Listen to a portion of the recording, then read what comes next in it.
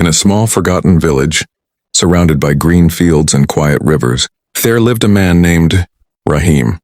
He was not rich or powerful, but everyone in the village knew his name. People said he had a heart, stronger than any soldier, and hands that never refused help.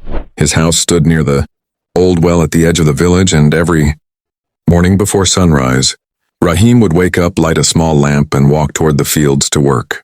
The village was poor. Most of the men worked from dawn till dusk, while the women fetched water and took care of their homes. The roads were broken, the school was old, and the people had stopped dreaming a long time ago. But Rahim believed that even a small light could push away great darkness. He often said to the children who followed him around, "If you want your life to change, start by changing one day at a time." One evening, a terrible storm swept through the valley. The river that ran peacefully beside the fields turned wild and angry, swallowing everything in its path.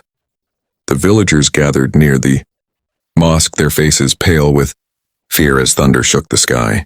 In the distance, they could see the old bridge trembling, ready to fall, and on that bridge a cart stuck halfway through with 2 children trapped inside. Before anyone could move, Rahim ran through the rain without thinking of himself. The current was strong, the bridge groaned under his feet, but he did not stop. He reached the children, lifted them both in his arms, and turned back toward the shore. The water rose higher, cold and merciless, but he pushed forward step by step until finally he reached solid ground.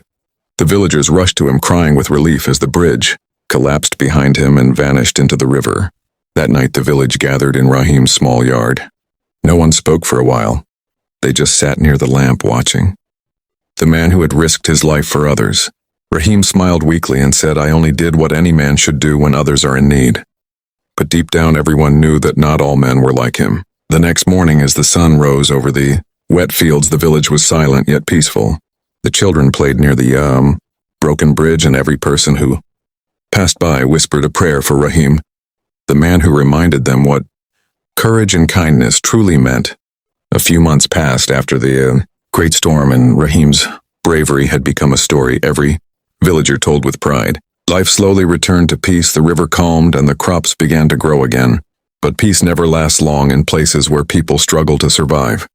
One morning, strange men arrived in the village, riding in jeeps, their clothes clean and their eyes sharp. They said they had come from the city to build a new road and a factory that would bring jobs and progress.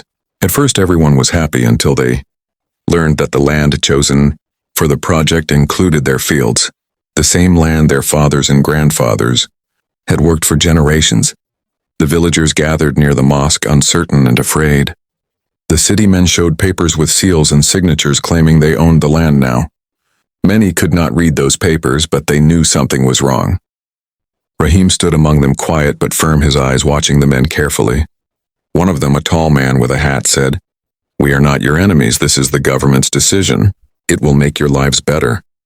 Rahim stepped forward and said in a calm voice, "If it will make our lives better, why must it take away everything we already have?" That night Rahim walked through the village, talking to the people one by one. Some were ready to leave, fearing trouble. Others were angry and wanted to fight.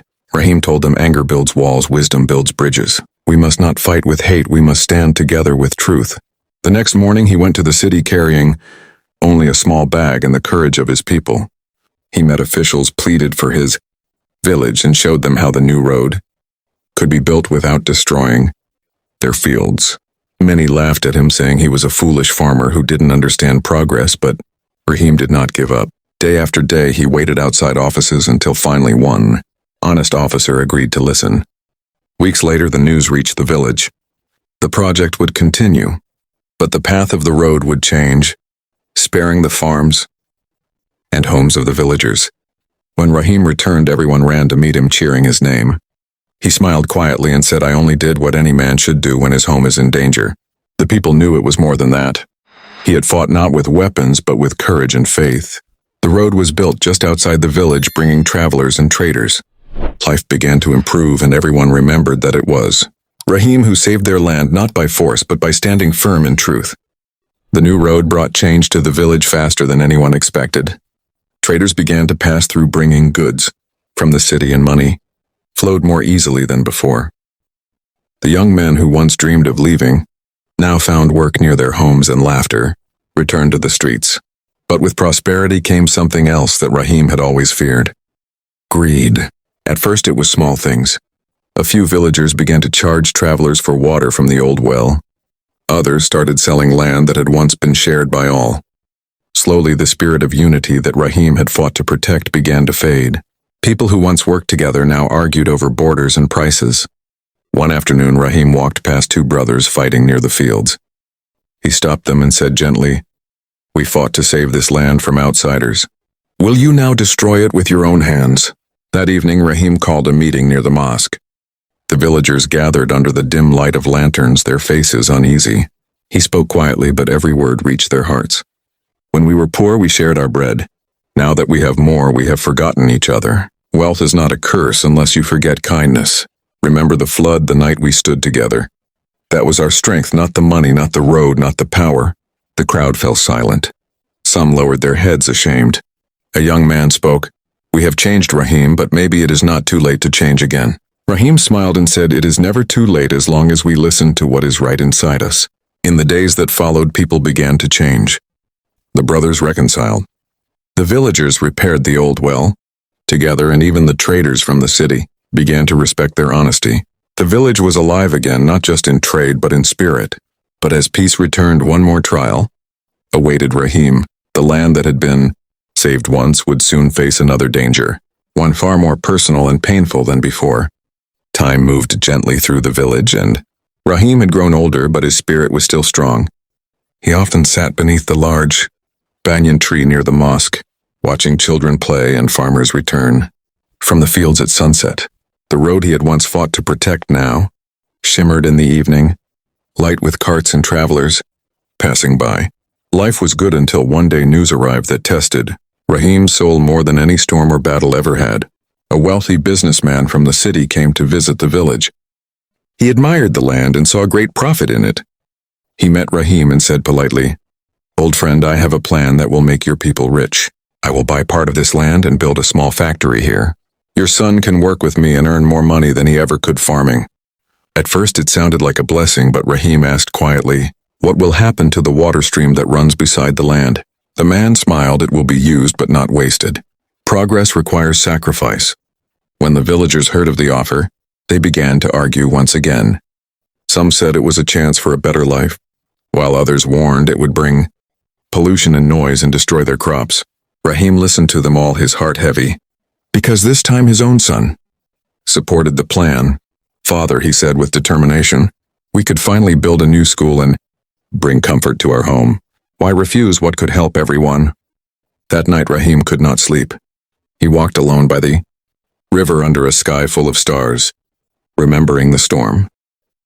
Years ago, the bridge that fell, and the promise he made to protect the land no matter what. As dawn broke, he returned home and called his son.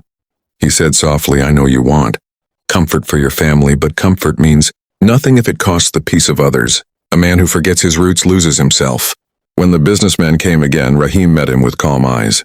He said, "We welcome progress, but not at the cost of our soil and our water. You may build your factory somewhere else, but this land will stay what it was meant to be, the heart of our village." The man left angered and disappointed, but the villagers felt relief and pride. Rahim's son, though saddened by the lost opportunity, understood his father's choice. He looked at him and said, "You always choose what is right even when it is hard." Rahim smiled and replied, "That is what makes it right, my son." But fate was not yet done with Rahim. Soon a new challenge would come, one that no courage or wisdom could prevent, only faith could endure. Months passed peacefully in the village. Crops flourished, children studied in the small school Rahim had helped build, and laughter once again filled the air. Rahim felt proud every time he saw his people happy. His hair had turned white, his back slightly bent, yet his heart remained full of strength and faith. He often said to the children, "Never forget that true wealth lies in peace, not gold." One morning, dark clouds gathered over the village. The river, once calm and clear, began to rise after days of heavy rain. By evening, the water had grown fierce, flooding the lower fields. Fear spread quickly. The villagers ran to Rahim's house crying, "The bridge is breaking again." Rahim stood up slowly, his son beside him, and said, "Then we must save it together." Despite his age, Rahim led the villagers toward the river. The current was strong, the wind wild, but the people followed his courage. They tied ropes, placed stones, and worked all night under the stormy sky. Then suddenly part of the bridge collapsed and a boy fell into the raging water. Without a moment's thought, Rahim jumped in. His son shouted, "Father, no!" But Rahim had already reached the boy. He pushed the child toward safety, but the current was too strong. The next morning, when the sun rose, the storm had passed. The villagers found the boy alive near the shore, but Rahim was gone. His son fell to his knees, tears mixing with the river water. The village mourned their hero, the man who had once saved their land and now gave his life for it. Years later, a small statue was built near the same river, a simple figure of Rahim holding a rope, facing the wind.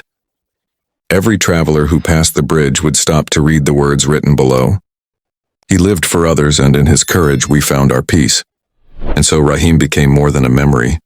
He became a lesson, one that the village carried in every sunrise, every drop of rain, and every heart that dared to do what is right. And if you felt inspired by Rahim's story, don't forget to like, share, and subscribe for more heart-touching moral stories.